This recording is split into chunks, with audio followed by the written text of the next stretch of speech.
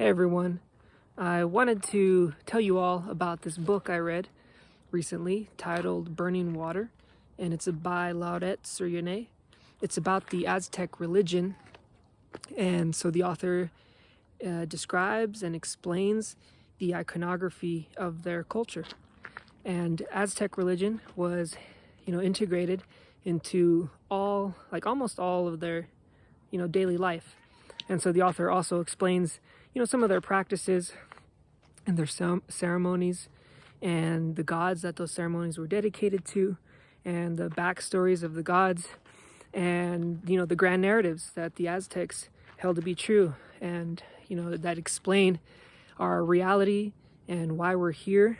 And the author makes also an interesting point in the book about the evolution of consciousness and how you can track this by looking at the religion that societies have.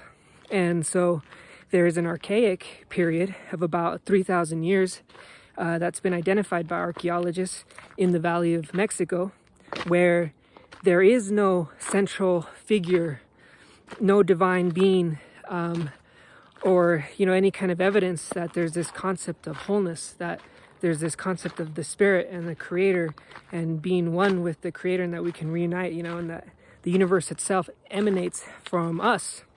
And so this archaic period where the people believe in magic and where no phenomena is bound. But at about the beginning of the Common Era is when we find this figure, Quetzalcoatl, who is a man-made god and is believed to be based on a real figure who really advanced his society. And so Quetzalcoatl is sort of like the Lord of humanity, because he's the Lord of knowledge, he's the Lord of prayer and penitence. He's also many times represented as the wind god, because he's also is kind of like the spirit of humanity. And there's other gods that have kind of like dual representations, but Quetzalcoatl, because he helped create the era of the fifth sun through his sacrifice, is one of the main gods of the Aztec religion. And they have stories that describe, the phenomena that we see, as I was saying earlier. Like, for example, the cycles of the planets. They have stories that mirror these cycles. And so it's a way for human beings to understand their reality. And the Aztecs believed that this was not the final reality, that there was a reality beyond this one. And that if we lived our lives, nobly, honorably, if we died well, we could achieve, entrance into that final reality, the good one, where we get to help the sun rise.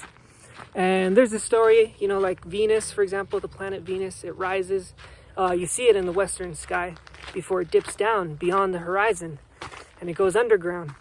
And you don't see it again for another week or so before it rises in the east with the sun. And that's why they call it the morning star. And so there's this story about Quetzalcoatl, who after he sinned, he committed some kind of sin, he went into the west and he went underground, where he faced these trials and, where in tribulations, I believe is the word, trials and tribulations. And eventually he made it to the shores of redemption, where he lit a bonfire and he threw himself in. And from his heart, his soul rose to help the sunrise. And that mirrors, what we see in the sky. And so they had a lot of stories like that, metaphors to explain life, For example, another one's the flower. The flower represents like the human lifespan.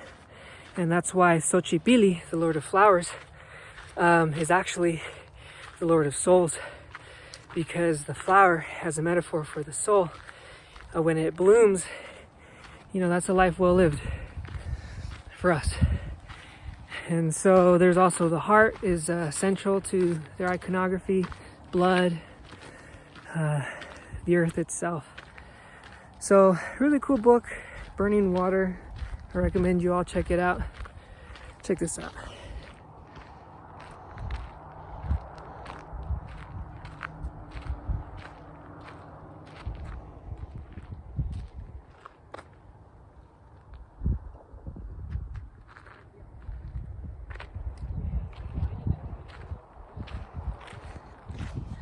trying to think if I forgot anything in that book, because there's so much to say.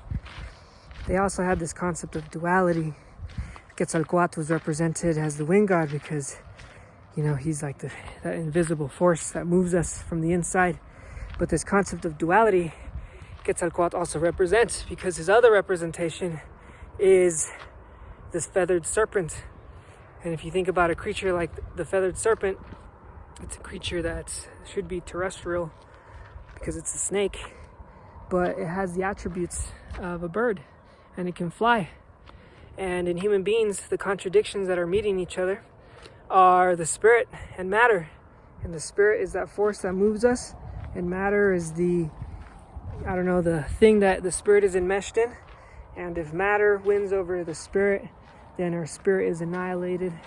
And if the spirit wins over matter, then that's when we get to go to the celestial heaven and help the sun rise. But so the Aztecs, to summarize, believed in sacrifice.